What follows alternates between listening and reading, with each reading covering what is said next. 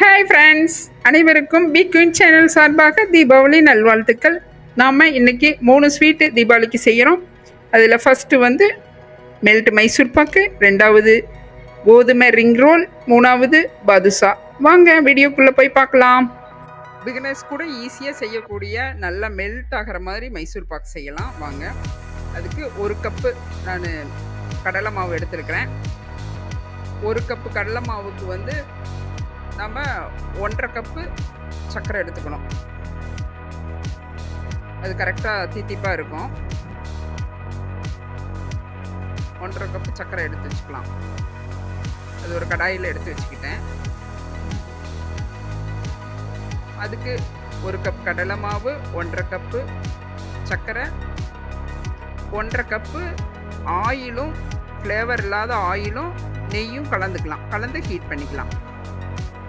1.5 cup ஆயிலும் நெய்யும் அதை ஒரு கடாயில் கலந்துக்கலாம்.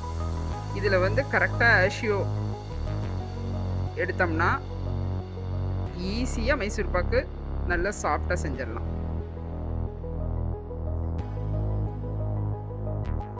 ஒரு கப்பு கடலை மாவு, 1.5 கப்பு சர்க்கரை, 1.5 கப்பு நெய்யும் ஆயிலும். வெறும் நெய்யில் வேணாலும் செய்யலாம்.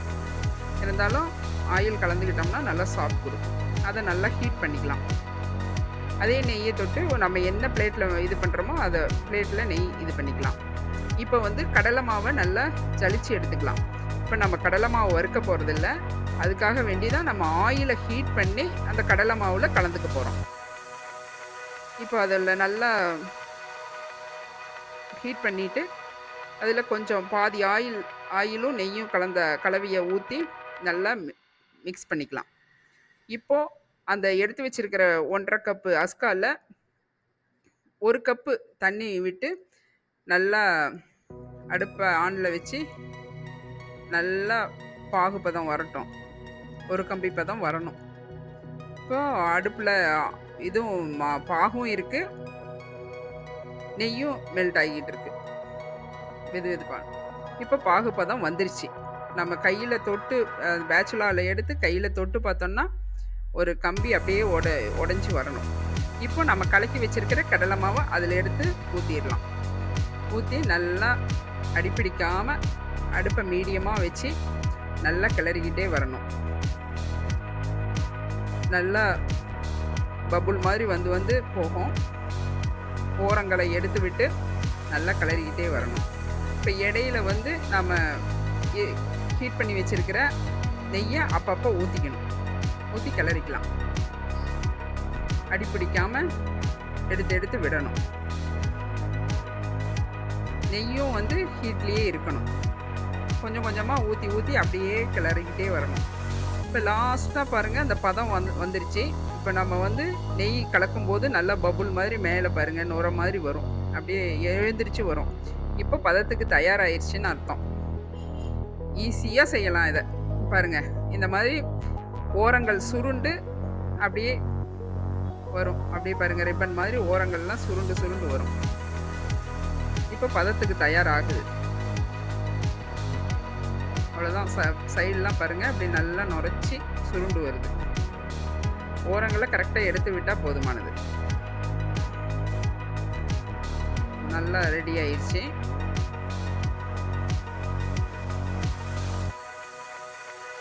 நுரத்தன்மை அடங்கிச்சுன்னா ஓகே. நல்லா கரெக்டான ஒரு பதத்துக்கு வந்துருச்சு. இப்போ அடுப்பை ஆன் பண்ணிவிட்டு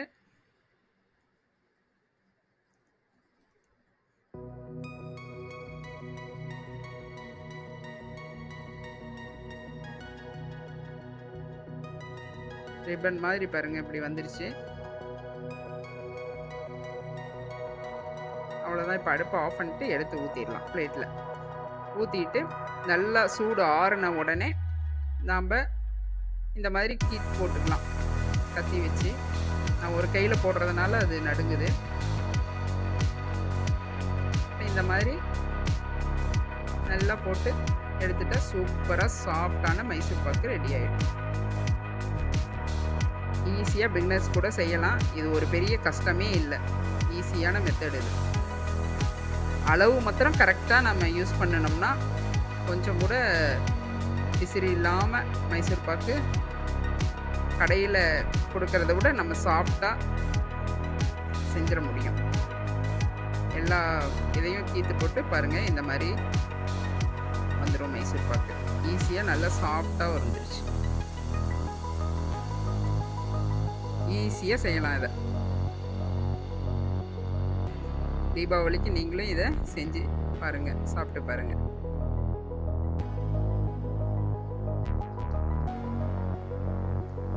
அடுத்த ஸ்வீட்டை நம்ம போடலாம்.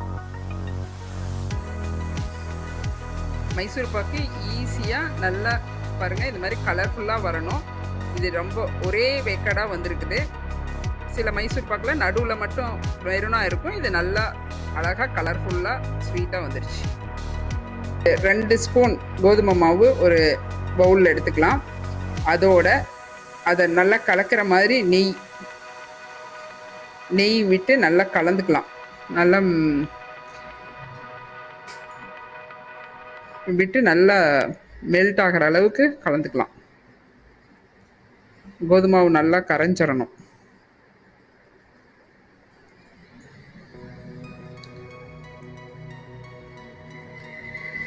இந்த அளவுக்கு கலந்துக்கணும். இந்த அளவு கலந்து இது தனியாக எடுத்து வச்சுக்கலாம். இப்போ 10 நிமிஷம் ஆயிடுச்சு. இப்போ அந்த கோதுமை மாவை நல்லா உருட்டிக்கலாம். நல்லா ரோல் மாதிரி நல்லா உருட்டிக்கலாம். நீல வாக்கில் எவ்வளோ முடியுமோ அவ்வளோ உருட்டிக்கலாம். இதை உருட்டினதை இந்த அளவுக்கு உருட்டிக்கணும். இப்போ ஒரு கத்தி வச்சு சின்ன சின்ன உருண்டைகளாக அப்படியே வெட்டிக்கலாம். இது சப்பாத்தி தேய்க்கிற மாதிரி தேய்க்கிறதுக்காக இதை இப்படி உருட்டிக்கலாம். இதை ஒன்றொன்னையும் உருட்டி சப்பாத்தியாக தேய்ச்சிக்கணும். நல்லா உருட்டி பவுலில் போட்டு வச்சுக்கலாம். ஒரு பீஸாக எடுத்து சப்பாத்தி மாதிரியே சப்பாத்தி கட்டை வச்சு உருட்டிக்கலாம். அப்படி ஒவ்வொன்றையும் உருட்டிக்கலாம். இது ஒரு சப்பாத்தி மேலே அதை நம்ம மெல்ட் பண்ணி வச்சுருக்கோம்ல கோதுமை மாவும் நெய்யும் போட்டு அந்த ஒரு ஸ்பூன் எடுத்து அதில் தேய்ச்சி 2வது சப்பாத்தியை அது மேலே வைக்கணும். அது மேலே மறுபடியும் அந்த மெல்ட் பண்ணின பேஸ்ட்டை ஒட்டிக்கலாம். இதே மாதிரி இன்னொரு சப்பாத்தி அது மேலே வைக்கணும். இது மேலே மறுபடியும் பேஸ்ட்டை தடவிட்டு 4வதாக ஒரு சப்பாத்தி வச்சு பூரிக்கட்டையில் நல்லா தேய்ச்சிக்கணும். மேலே நல்லா கொஞ்சம் 4 சப்பாத்தியும் அப்படியே இதாகிற மாதிரி தேய்ச்சிட்டு அப்படியே கையில் ரோல் பண்ணி உருட்டிக்கலாம். நல்லா ரோல் ஆயிடுச்சு. இப்போ இதை சின்ன சின்ன பீஸாக கத்தி வச்சு கட் பண்ணிக்கலாம். கட் பண்ணி ஓரங்களை மட்டும் நல்லா கூப்பி விட்டுறணும். எண்ணெயில் பொரிக்கிற மாதிரி ஒரு பிஸ்கட் ரேஞ்சில் இந்த மாதிரி ஓரங்களை கூப்பி அப்படியே ஒவ்வொரு பீஸாக அதே மாதிரி எல்லா சப்பாத்தியும் இதே மாதிரி பண்ணிக்கணும். 2வது இருக்கிறதையும் இதே மாதிரி வெட்டி இந்த மாதிரி ஒரு பவுலில் எடுத்து வச்சுக்கலாம். இப்போ நம்ம 3/4 கப் சர்க்கரையை ஒரு கடாயில் வச்சு அதுக்கு ஒரு 3/4 கப்பு தண்ணி சேர்த்து கொதிக்க விடலாம். அடுப்பில் ஆன் பண்ணி இது ஒரு கம்பி பதம் வரணும் பாகு. அதோட எண்ணெயை ஊற்றி வேற ஒரு கடாயில் ஒரு ஃப்ரையிங் பேனில் எண்ணெய் ஊற்றி எண்ணெய் காஞ்சிட்டு இருக்கு. இப்போது வெனிலா எசன்ஸு கொஞ்சம் விட்டுக்கலாம். அதில் கொஞ்சம் நம்ம கலர் பொடி என்ன கலர் தேவையோ அந்த கலர் பொடி கலந்துக்கலாம். நம்ம ரெட்டு வேணுன்னா ரெட்டு கலந்துக்கலாம், எல்லோ வேணுனாலும் எல்லோ கலந்துக்கலாம். இப்போது ஒரு கம்பி பதம் வந்துருச்சு, லைட்டாக வருது. இப்போது நம்ம உருட்டி வச்சுருக்கிற அந்த கோதுமை மாவை அப்படியே ஃப்ரையிங் பேனில் போட்டு திருப்பி விட்டு பொரித்து எடுத்துக்கலாம். கொஞ்சம் கொஞ்சமாக போட்டு எடுத்துக்கலாம். நல்லா ஒரு பக்கம் கிறிஸ்பி ஆனோடனே இன்னொரு பக்கம் அப்படியே திருப்பி போட்டு பொரிச்சிடலாம். இது நல்லா 0ல் ஊறும்போது நல்லா இதாக ஊறிடும், நல்ல டேஸ்ட்டாக இருக்கும். இப்போ இதெல்லாம் எடுத்துக்கலாம்.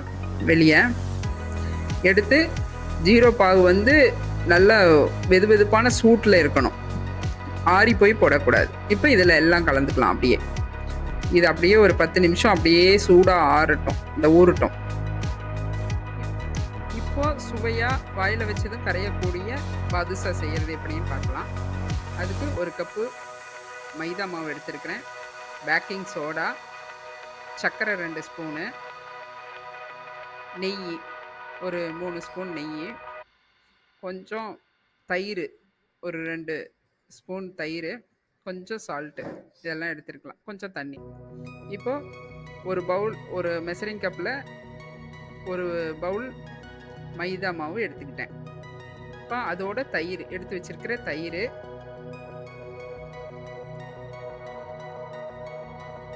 பேக்கிங் சோடா, நீங்கள் பேக்கிங் பவுடரும் வேணாலும் யூஸ் பண்ணிக்கலாம், நான் சோடா போட்டிருக்கேன். அதோட சர்க்கரை 2 ஸ்பூன் எடுத்து வச்சுருக்கேன், அதையும் போட்டுக்கலாம்.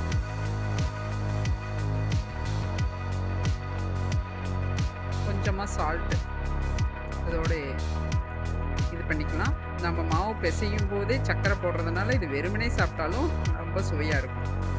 அதோட நெய் அல்லது வெண்ணெய் கூட போட்டு பிசைஞ்சிக்கலாம். இது எல்லாம் நல்லா மிங்கிள் ஆகிற அளவுக்கு நல்லா மாவில் போட்டு கலந்துக்கலாம். நல்லா பெசரி எடுக்கணும். அப்படி நாம்பி பிடிக்கும்போது அப்படியே கட்டியாகணும், மறுபடியும் உடையணும். அந்த அளவுக்கு நல்லா எல்லா இன்க்ரீடியன்ஸும் போட்டு கலக்கிக்கலாம்.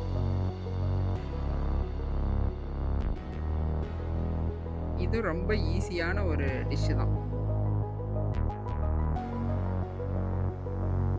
நல்லா கலக்கிட்டோம். இது கொஞ்சம் கொஞ்சமாக தண்ணி கலந்து செய்யணும். ஏன்னா இதில் சர்க்கரை இருக்குது, தண்ணி பட்டோன்னா மெல்ட் ஆகும். அதனால் அதுக்கு தகுந்த மாதிரி பிசைஞ்சிக்கணும். கொஞ்சம் கொஞ்சம் தண்ணி தெளித்து இந்த மாதிரி பிறட்டிக்கணும். நல்லா பூரி மாவு மாதிரி நல்லா இது பண்ணிக்கணும். அதை ஒரு 1 hour விட்டுறணும் ரெஸ்ட்டு. இப்போது ஒரு கடாயில் ஒரு கப்பு சர்க்கரை, நம்ம மெஷரிங் கப்பு ஒரு கப்பு எடுத்துகிறோம், அதே ஒரே கப் சர்க்கரை, அதே மாதிரி 3/4 கப்பு தண்ணி வச்சு நல்லா அடுப்பில் வச்சு பாகு காய்ச்சலாம். இப்போது 1 hour ஆயிடுச்சு. இப்போ இந்த மாவை வந்து பாதுஷா ஷேப்புக்கு உருண்டைகள் ஆக்கிக்கலாம். இப்போது நீங்கள் சின்ன சின்ன பட்டன் பாதுஷா வேணும்னா சின்ன சின்ன பீஸாக எடுங்க, அது மறுபடியும் பெருசு ஆகும் எண்ணெயில் பொரிக்கிறப்ப. இது நான் பெரிய சைஸ் எடுத்திருக்கேன். நல்லா உருட்டி உள்ளங்கையில் அழுத்தி நடுவில் பெருவிரல் வச்சு ஓட்டை போட்டு அப்படியே வச்சிடலாம். இப்போ பாகுப்பதம் வந்துருச்சு. இப்போது ரெடி பண்ணி வச்சுருக்கிற பாதுஷாவை போட்டு நல்லா, அதாவது எண்ணெயில் அதான் எழுந்து மேலே வரணும். ஆயில் வந்து ரொம்ப மீடியமாக, இந்த லோ ஃப்ளேமில் தான் இருக்கணும் ஹீட்டு. அப்புறம் மீடியம் பண்ணிக்கணும், லோவில் இருந்து எண்ணெய் குடிக்கும். இப்போ அது மேலே எழுந்து வந்தோடனே மீடியமுக்கு மாற்றிக்கணும். ரொம்ப ஹைலையும் இருக்கக்கூடாது, எண்ணெய் குடிச்சிடும், உள்ள மாவு வேகாது. மீடியம் ஃப்ளேமில் வச்சு அதே மேலே எந்து வந்துருச்சு பாருங்கள். இப்போ ஒன்று ஒன்றா திருப்பி போட்டு நல்லா வேக விட்டு நல்லா கலர் மாற வரையிலும் அப்படியே எடுத்துக்கலாம். இப்போ வந்து பாகும் வந்து சூடாக வெது வெதுப்பான சூட்டில் தான் இருக்கணும். சூடு கம்மியாக இருந்தால் நம்ம மறுபடியும் சூடு படுத்திக்கணும். இப்போது பாருங்கள் எல்லாம் கலர் மாதிரி வந்துருச்சு. இப்போ பாதுஷாக்களை எடுத்து பாவில் ஒரு 10 நிமிஷம் ஊற வச்சு எடுத்தோம்னா சூப்பரான பாதுஷா வந்து ரெடி ஆயிடுச்சு. இதே மாதிரி நீங்களும் தீபாவளிக்கு ஸ்வீட்டை செஞ்சு பாருங்கள்.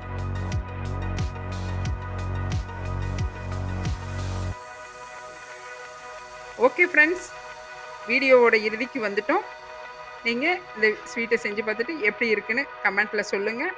அனைவரும் தீபாவளி சேஃபாக கொண்டாடுங்க. மீண்டும் அடுத்த வீடியோவில் சந்திக்கலாம்.